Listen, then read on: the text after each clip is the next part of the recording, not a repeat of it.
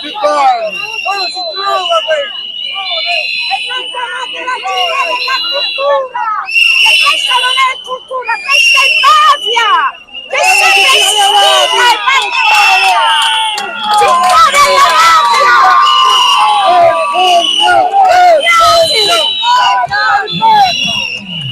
Buongiorno, con il nuovo appuntamento del nostro telegiornale TV Notizie abbiamo aperto oggi il nostro telegiornale con una copertina dedicata alla manifestazione che si è svolta ieri per l'acqua, dove ha visto un'ampia partecipazione di agrigentini e non. Vediamo questo servizio proposto dal collega Eugenio Cairone. Vergogna. L'urlo di rabbia della folla è fortissimo e accompagna il corteo fino alla prefettura. La vera notizia è che Agrigento per la prima volta in assoluto è scesa in piazza per gridare il proprio disagio. Mai vista tanta gente unita da un problema unico, perché l'acqua è il problema che ancora non si riesce a risolvere, lasciando nella disperazione le famiglie.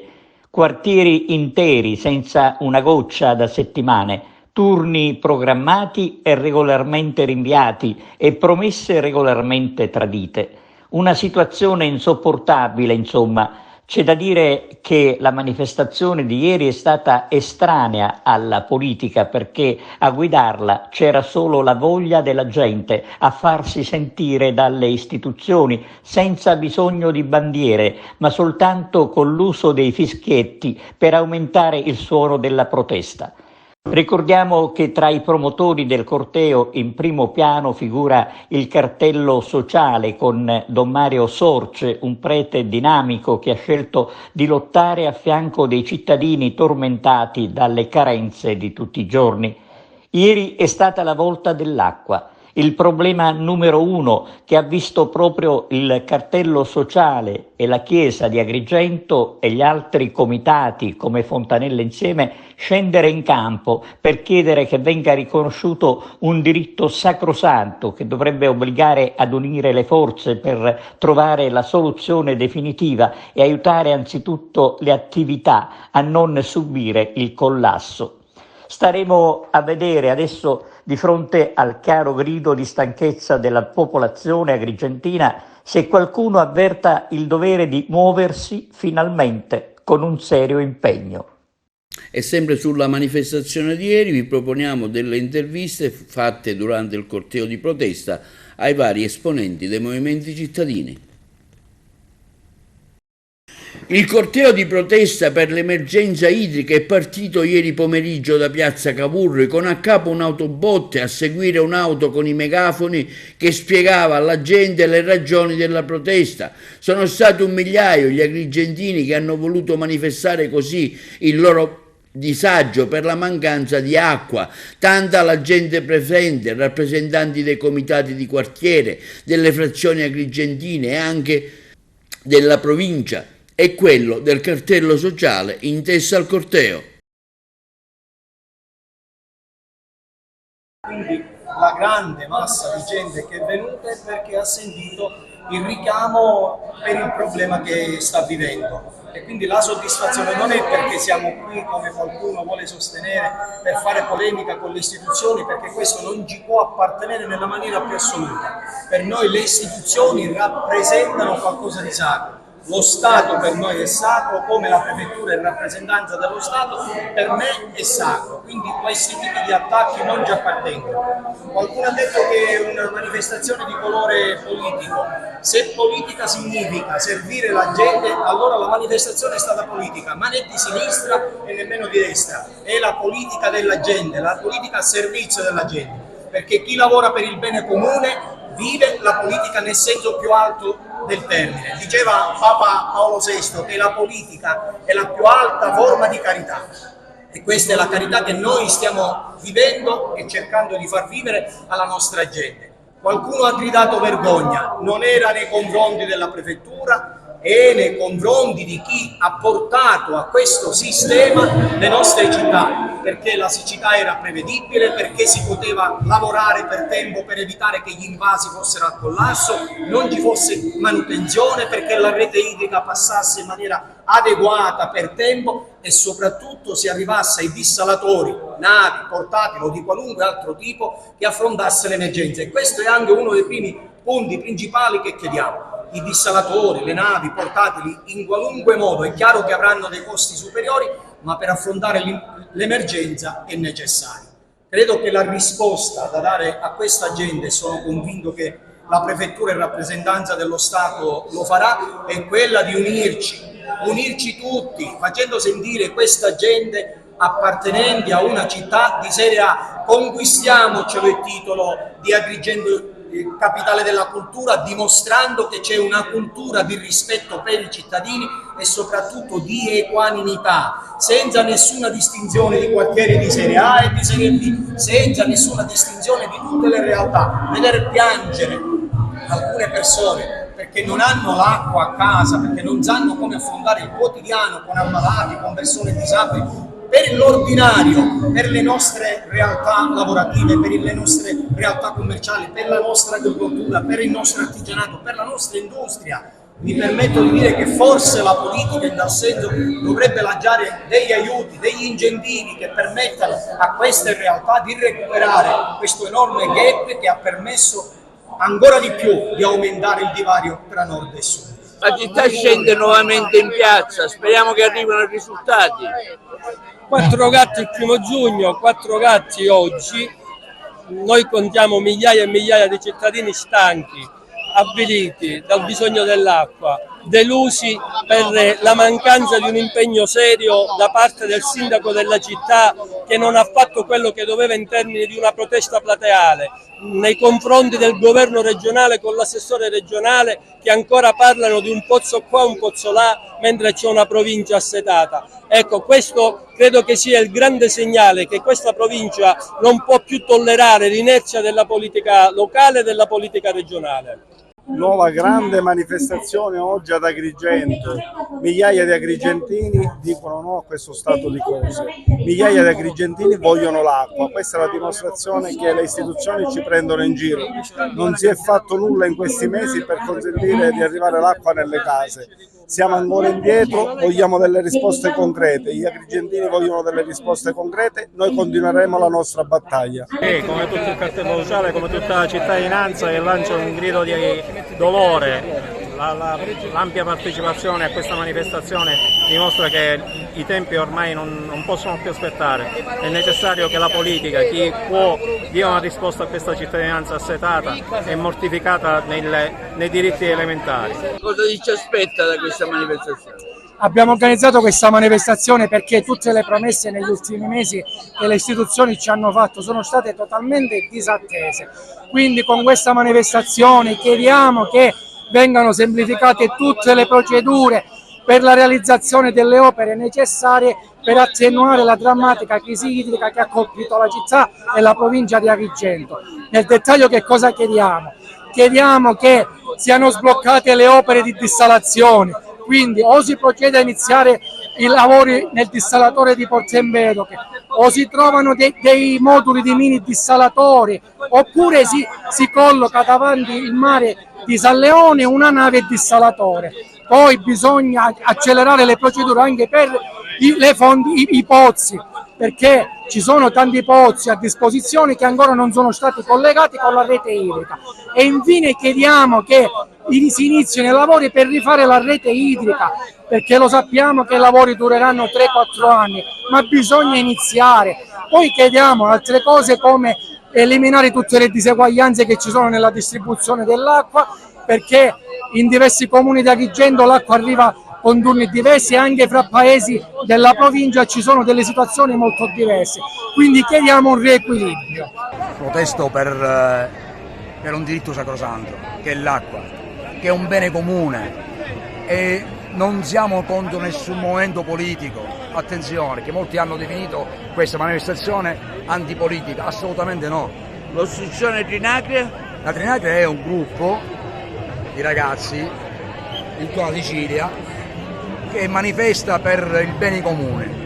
Sì, partecipiamo qua perché soprattutto il nostro quartiere è stato colpito pesantemente da questa cattiva gestione della risorsa idrica, e parlo di cattiva gestione, non di carenza d'acqua, perché non si riesce a spiegare come in altri punti della città comunque l'erogazione avviene e a Fontanelle da più di 20 giorni che non arriva acqua. Questa è una gestione criminale, clientelare, che parte dai vertici di AICA a seguire alla deputazione regionale e nazionale. Chiediamo che ora entri in campo in prima persona il prefetto, che è il rappresentante dello Stato, e lui deve assicurare i diritti costituzionali dei cittadini. Lui ha tutti i poteri per farlo e quindi non si può più esimere dalle sue responsabilità. Apriamo una parentesi, Fontanelle è sull'acqua. Perché non abbiamo l'acqua?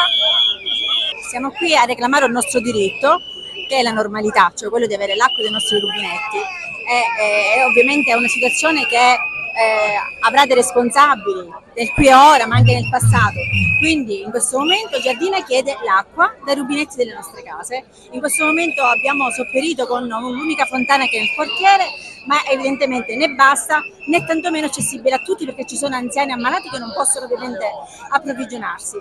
Chiediamo ovviamente di fare il più presto possibile, perché l'acqua è emergenza, l'acqua è necessaria e sopravvivenza. Che turni avete voi di distribuzione? Allora, nella mia zona circa 20 giorni, però ci sono zone che non ricevono acqua da 30 giorni. Le cose Agrigento non li può avere. Oggi ci manca l'acqua e abbiamo i tubi al 50%. Quando avremo l'acqua non ci saranno i tubi e siamo punti da capo e faremo la nostra battaglia. La manifestazione credo che sia in 70 anni che vivo ad Agrigento, forse la prima veramente riuscita, evidentemente è molto sentita. Spero che abbia un qualche risultato, che produca un qualche effetto, anche se diciamo, l'esperienza ci porta a sapere che è difficile che le cose riescano ad Agrigento. Certo è che ci sono alcune esigenze immediate, quella di mettere in cantiere il rifacimento della rete idrica, quello di rifare il dissalatore di Portovedro almeno con 50 litri al secondo, e anche e soprattutto quello di requisire tutte le reti idriche disponibili produtte da Agrigento, tutte a tappeto, a cominciare da quei comuni che se le sono tenute per sé. E vengano lette la Chiesa è due lettere, popolo, la lettera che abbiamo sottoscritto in 1400 persone, spedita per al Presidente della Repubblica Mattarella. Lì c'è la Chiesa, allora non possiamo tacere, non possiamo starcene in disparte. Dobbiamo sollecitare le coscienze di tutti perché Successivamente alla lettura della lettera del Presidente, che vi prego di ascoltare, perché ci abbiamo messo il cuore nel compilare questa lettera, non abbiamo lasciato nessun passaggio. È tempo che il popolo prenda coscienza di questo suo fondamentale diritto e soprattutto Laura leggerà nei momenti la nota che consegneremo di questa realtà, non solo in queste circostanze. All'incontro in prefettura per la consegna dei punti richiesti dai manifestanti doveva essere presente anche una delegazione, ma è stata vietata la presenza del segretario generale della CGIL Alfonso Buscemi, quindi gli altri componenti per solidarietà non hanno accettato di salire al tavolo prefettizio, quindi la solidarietà all'esponente della CGIL dalla piazza. Successivamente il chiarimento avvenuto con il prefetto Romano. All'incontro erano presenti il vicario della Chiesa Don Giuseppe Cumbo, Don Mario Sorce, la parlamentare Ida Carmina e gli esponenti della stampa e il servizio. Il corteo, che ha manifestato davanti la prefettura in maniera pacifica, ha provveduto così alla lettura della missiva scritta al Presidente della Repubblica, quindi quella dei punti chiesti al prefetto. A questo punto ci si aspettava l'incontro della delegazione con il massimo esponente dello Stato, ma è arrivato l'ALT per un componente della stessa, il segretario della CGIL Alfonso Buscemi. Ampia la solidarietà manifestata dai presenti. Tutti state chiedendo che cosa sta accadendo. Chiedo Don Mario, per piacere, di essere qua, chiedere al rappresentante della CGIL, tutti coloro che dovevano salire, di venire qua. Abbiamo comunicato ufficialmente quando abbiamo organizzato questa manifestazione, il senso di questa manifestazione. È una manifestazione assolutamente pacifica e costruttiva. Il nostro interlocutore è il prefetto.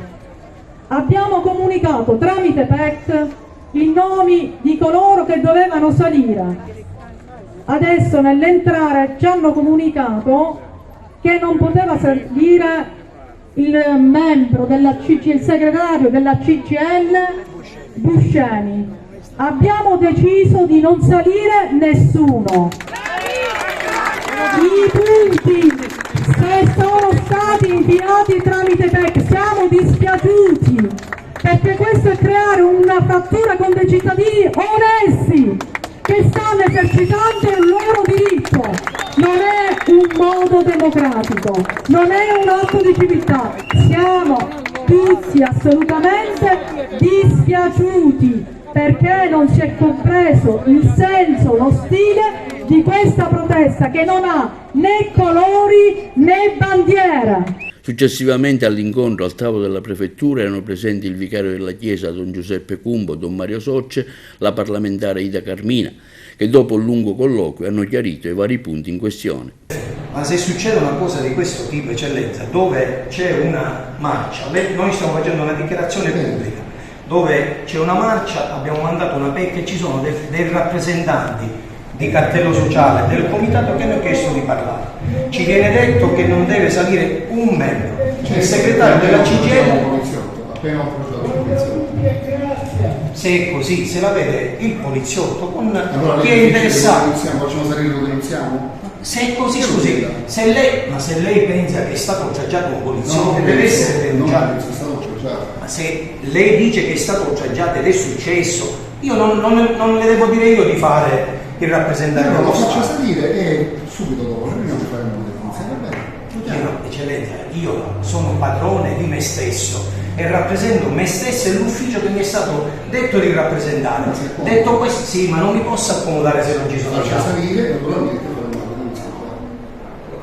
Scusate, lei stesso me lo dice. Se lei vuole fare la denuncia, va bene. Signore, non si scherza con... È giusto, non si scherza. Anzi, a proposito, la voglio ringraziare pubblicamente per non aver alzato la popolazione, non è scritto il come. La volevo ringraziare pubblicamente per non aver alzato la popolazione, come lei ha scritto che volendo potrebbe fare. Io ho scritto, ma come lo faccio vedere? La giornata qualificante muovere strade contro la giunta PCD o aizzare la cittadinanza arrivata ai limiti della sopportazione. Tuttavia, la ringrazio, il vostro amore per Agrigento e il senso di responsabilità ci suggerisce di muovere un semplice richiamo ai maggiorenti delle forze politiche locali. E di questo io lo ringrazio. Mi dispiace chi ha fatto queste dichiarazioni, se ha una registrazione me la farà vedere assieme alla denuncia che lei farà, perché perfetto, però se lei dice che ho fatto queste dichiarazioni, eccellenza, io ho scandato in tutti i modi, ho affermato, ho scritto che non ho nulla nei confronti della prefettura e del dottore Romano. Non mi permetterei mai di aizzare nessuna comunità e nessuna cittadinanza, perché lo sto dichiarando. La dichiarazione personale vale più di qualunque virgolettato riportato che non risponde al testo. Però io le sto dicendo, visto che lei ha letto qualcosa che non mi appartiene, che io credo nello Stato, credo nella prefettura, credo nel prefetto Romano e non ho problemi di questo tipo. Se lei dice il contrario me lo dimostri. L'incontro si è concluso positivamente con una stretta di mano tra le parti. Il governo ha dichiarato lo stato di emergenza, ha nominato un soggetto attuatore che è la regione siciliana, nella persona del suo presidente e degli organi da esso derivanti, che sono la cabina di regia regionale, a livello regionale, di cui fanno parte la protezione civile regionale, il servizio dighe, il servizio idrico e poi a livello locale le cabine di regie provinciali, fra cui per Agrigento il SPICA, il tavolo permanente istituito presso il Genio Civile. Quindi il governo ha dato una direzione, dopodiché è ovvio che tutto può essere cambiato, ma ci deve essere una ragione che evidentemente non può che essere la necessità di un miglioramento, di un funzionamento che i cittadini che stanno manifestando pare dicano che non sia ottimale. Passiamo ora alle notizie di politica. E Giusy Savarino da ieri il nuovo assessore al territorio e ambiente al posto di Elena Pagana, che lascia per l'elezione del marito Ruggero Razza al Parlamento europeo. Salvatore Barbagallo da lunedì guiderà l'agricoltura dopo le dimissioni di Luca Sammartino a causa dell'inchiesta giudiziaria che lo ha colpito. Savarino e Barbagallo giureranno martedì all'Assemblea regionale siciliana. L'onorevole Savarino, deputata agrigentina di Fratelli d'Italia, vanta una lunga esperienza sulle materie di cui si occuperà, avendo presieduto in passato la Commissione Ambiente dell'Assemblea regionale siciliana. Si chiude così il rimpasto promosso dal presidente Schifani dopo le elezioni europee. Nasce la Fondazione Lago di Pergusa, l'ultimo atto dell'assessore all'ambiente e territorio Pagana. Prima delle sue dimissioni, al suo posto, come già detto, arriverà Giusy Savarino.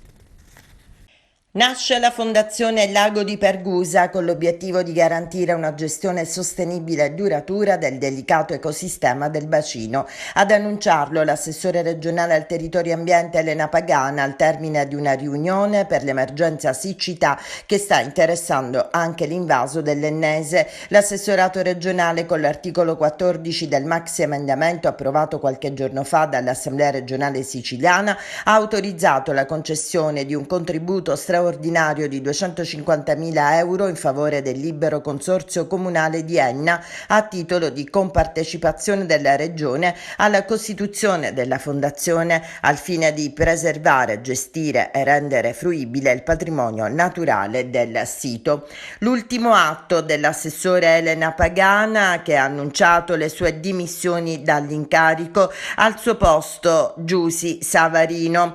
Inoltre questo annuncio delle dimissioni dopo la notizia dell'indagine su Ruggero Razza, ex assessore regionale alla sanità del governo Musumeci, neoparlamentare europeo e marito di Pagana. Razza risulta indagato nell'inchiesta sull'attività dell'ASP di Messina per l'ipotesi di induzione indebita a dare o promettere utilità. Una notizia che segue rinvio a giudizio di giugno nel procedimento che riguarda gli incarichi per progetti finanziati approvati dall'assessorato alla salute della regione siciliana e attribuiti, secondo l'accusa, con bandi ed esami pilotati. Ed è in corso di svolgimento al comune di Agrigento una riunione tra il sindaco e gli esponenti dei partiti politici che lo appoggiano. Quasi sicuramente la giunta sarà riconfermata nella sua interezza e si ipotizza la sua ufficialità per martedì prossimo. Ricordiamo che la giunta era stata sciolta dal sindaco Miccichè lo scorso 22 luglio. Con Cocalos si chiude il ciclo del teatro classico e del mito al teatro dell'Efebo. Il servizio. Si è chiuso ieri sera al teatro dell'Efebo il primo ciclo di spettacoli della stagione 2024 organizzato dal Libero Consorzio Comunale di Agrigento. A terminare la rassegna del teatro classico e del mito è stata Cocalos, un'interessante produzione dell'Associazione Centro Cultura Mediterranea diretta da Franco Sodano, che con un uso originale di testi recitati e inserimenti musicali ha portato in scena uno dei miti più antichi della Sicilia, quello di Cocalos, re dei Sicani, che nascose Dedalo dopo la sua fuga dalla condanna a morte di Minosse.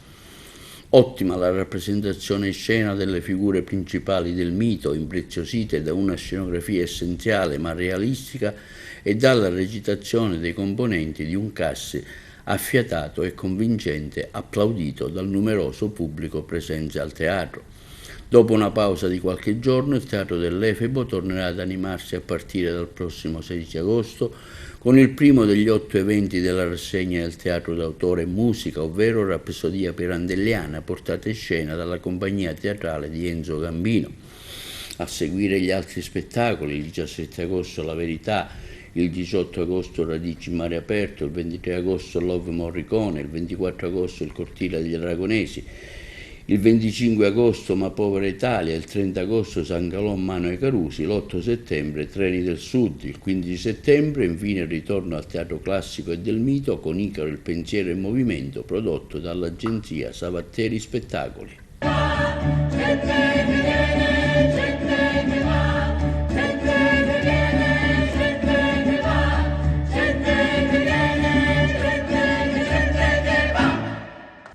Come sarà la stagione estiva per il turismo all'isola? Vediamo questo servizio da parte dei colleghi di Trapani. L'emergenza è evidente, è urgentissima. I presidenti regionali di Confcommercio e Confesercenti Sicilia, rispettivamente Gianluca Manenti e Vittorio Messina, hanno inviato una nota al governatore Renato Schifani per rappresentare la pesante preoccupazione che investe gli associati con riferimento alla grave emergenza idrica che sta colpendo l'isola. La siccità morde e fa male. La crisi idrica attuale, scrivono Manenti e Messina nel documento trasmesso al Presidente, rappresenta una minaccia concreta e immediata non solo per l'ambiente ma anche per la qualità della vita dei cittadini, l'agricoltura, il turismo e per l'intero tessuto economico della regione. In particolare si legge ancora: vorremmo richiamare l'attenzione del governatore sulle gravi conseguenze che questa emergenza sta avendo e potrebbe ulteriormente avere sui settori del commercio e del turismo, pilastri fondamentali dell'economia siciliana. Le frequenti interruzioni dell'approvvigionamento idrico stanno causando disagi significativi alle attività commerciali costrette a ridurre le ore di operatività o addirittura a chiudere temporaneamente. Ciò comporta una diminuzione delle vendite e dei profitti, mettendo a rischio la sopravvivenza di molte piccole e medie imprese. La scarsità d'acqua, inoltre, prosegue il documento, influisce negativamente sulla produzione di beni, soprattutto quelli agroalimentari che rappresentano una parte significativa dell'economia siciliana. La riduzione delle materie prime porta a un calo della produzione e alla difficoltà di mantenere gli standard di qualità con conseguenti perdite economiche. La Sicilia, concludono i presidenti regionali di Confcommercio e Confesercenti, è una meta turistica di eccellenza nota per le sue bellezze naturali e culturali. Tuttavia, la crisi idrica rischia di compromettere l'immagine della regione. La mancanza di acqua influisce negativamente sull'ospitalità, con strutture ricettive che non possono garantire servizi adeguati come piscine, centri benessere e persino la semplice disponibilità d'acqua per gli ospiti. I turisti, trovandosi a fronteggiare disagi quali la carenza d'acqua, potrebbero scegliere altre destinazioni, causando un calo delle presenze e delle entrate economiche derivanti dal turismo. Non è la prima volta che si parla di turismo con riferimento all'emergenza idrica, ma la regione ha sempre smentito la fuga di turisti da questa terra. Lo stesso presidente Schifani ha parlato di allarmismi sulla stessa lunghezza d'onda rappresentanti del comparto. Stiamo vivendo una stagione turistica che, al netto delle criticità ataviche, sta proseguendo in maniera positiva, senza cancellazioni per le strutture principali, solo qualche disdetta per qualche piccola attività privata. Queste le parole di Nicola Farruggio, presidente invece di Federalberghi Palermo. Linea da regia per la pubblicità. Inaugurato ieri a Licata un nuovo ecopoint di Ecogreen, presente il patrono dell'azienda Marcello Giavarini. Lo abbiamo intervistato. Marcello Giavarini ha appena aperto l'EcoPoint. Ecogreen arriva a Licata, tu ci sei sostanzialmente da sempre, adesso c'è un punto di riferimento certo, preciso, che porta il nome della tua azienda. Sì, ne abbiamo aperti diversi, ma questo di Licata è un'emozione, devo dire, un'emozione particolare, perché mi riporta indietro da circa 35 anni, nel 92, quando immigrai, però avevo la mia attività qua a Licata, quindi mi sento riportato indietro. È un punto di partenza l'Ecogreen di Licata, e noi, come dicevo, spesso siamo a trazione siciliana, cioè stiamo partendo dal sud, piano piano cerchiamo di salire, anche se abbiamo la sede sempre a Milano, però piano piano stiamo salendo al nord. Tanta gente stasera, proviamo a dare le indicazioni, sarà aperto ogni giorno, e chi arriva qui che cosa può ottenere? Può ottenere le tariffe migliori. Per Licata abbiamo riservato le tariffe migliori, un risparmio economico. I miei sanno che Licata deve essere trattata al meglio, al massimo. Poi in seguito, diciamo nel giro di 12-14 mesi, nascerà la prima CER, Comunità Energetica Rinnovabile, per cui i cittadini di Licata potranno avere ancora un maggior risparmio. Si è svolto a Milena, in provincia di Caltanissetta, il carnevale estivo. Sentiamo gli organizzatori. E allora Paolo, avete organizzato quest'anno il carnevale estivo, come mai questa idea? Per dare salve, per dare un po' di movida appunto alla comunità di Milena, per creare qualcosa di nuovo, qualcosa di diverso, qualcosa che rimane. Quanti carri partecipano? Ci sono 3 carri, il Super Mario che abbiamo fatto a febbraio, e poi abbiamo un castello di sabbia che l'abbiamo modificato e un carro che sono tanti DJ che suonano, un carro di musica. Gli abitanti di Milena, diciamo, rispondono bene? Sì, penso che si divertiranno stasera, sicuramente. Il carnevale estivo di Milena. È una bellissima idea, soprattutto per i bambini, dato che negli ultimi anni non sono mai state feste belle in modo che si potessero divertire. Questa è un'ottima scelta, una bellissima idea. Aiuto. Bella, approvata. Speriamo riuscirà bene. Aiuto, si sa, va bene.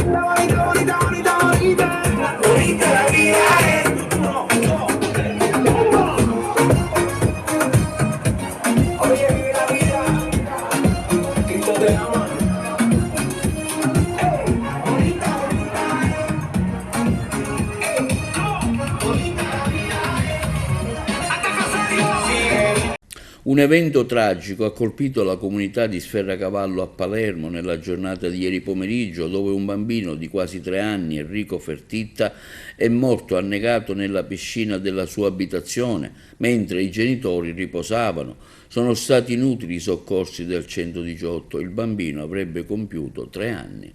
La corrispondenza da Palermo. È annegato nella piscina della villa di famiglia a Barcarello, nella borgata marinara di Sferracavallo a Palermo. Enrico avrebbe compiuto 3 anni oggi ed è stato trovato morto dal padre ieri pomeriggio intorno alle 15:30. Il piccolo era ancora in acqua. Il padre si è lanciato subito per tentare di salvarlo, lo ha portato sul bordo della vasca e ha immediatamente chiamato i soccorsi. I sanitari del 118 per oltre un'ora hanno tentato di far ripartire il cuore di Enrico senza riuscirci. Sul posto sono intervenute le volanti del commissariato San Lorenzo che hanno isolato la zona e ascoltato le testimonianze dei genitori. Entrambi sotto shock, non è stato semplice ricostruire l'accaduto. Da quanto si apprende, nella villa con piscina vivevano i genitori con i 2 figli. La vittima è un neonato di 1 anno. Stavano riposando quando il piccolo è uscito in giardino a giocare, riuscendo ad aprire la porta che dà sul giardino. Il padre si è accorto della sua assenza quando si è svegliato e ha iniziato a chiamarlo senza mai avere una risposta, trovandolo alla fine senza vita in piscina. Non è escluso che il bambino sia scivolato e possa avere sbattuto la testa sul bordo della piscina, tutti elementi che valuterà il medico legale. Saranno gli investigatori a stabilire cosa è accaduto realmente nel luogo della tragedia.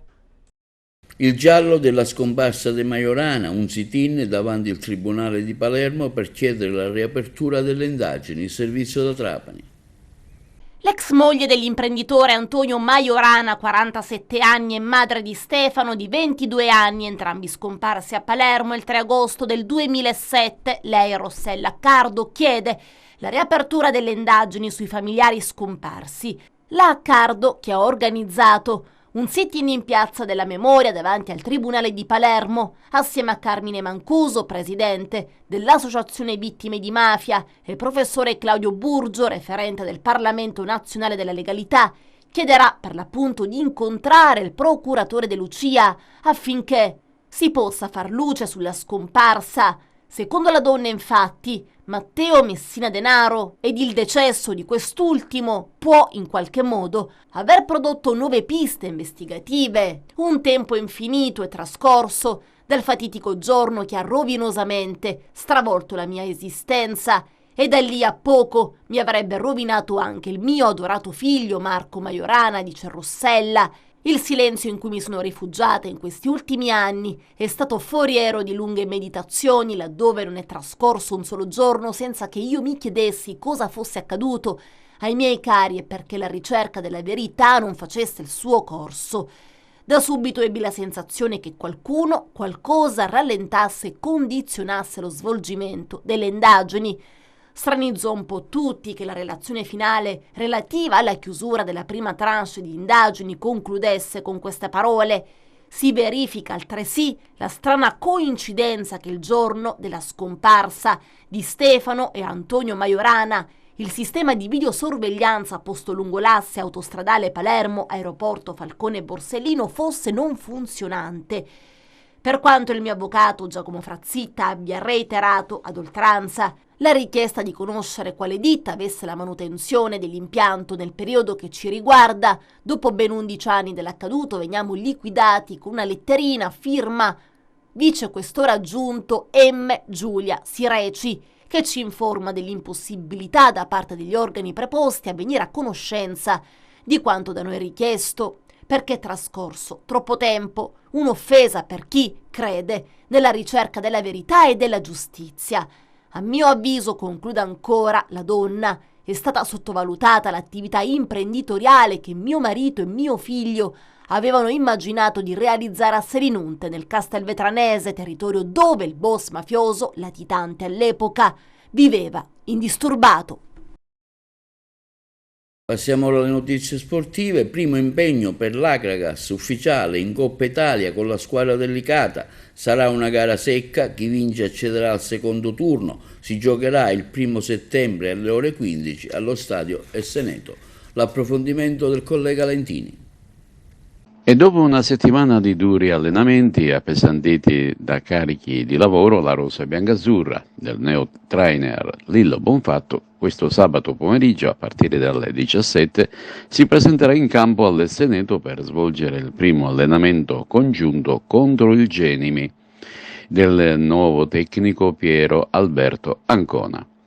Si tratta semplicemente di un test che consentirà ai rispettivi allenatori di trarre alcune valutazioni dopo appena 6-7 giorni di ritiro precampionato. Per i tanti tifosi biancazzurri sarà invece l'occasione per vedere all'opera i nuovi beniamini e la curiosità è davvero tanta, specie tra gli addetti ai lavori e anche alla stessa società dei Templi impegnata nel calciomercato estivo. Si tratta semplicemente di un test e la curiosità è davvero tanta, specie tra gli addetti ai lavori e alla stessa società dei Templi impegnata nel calciomercato estivo.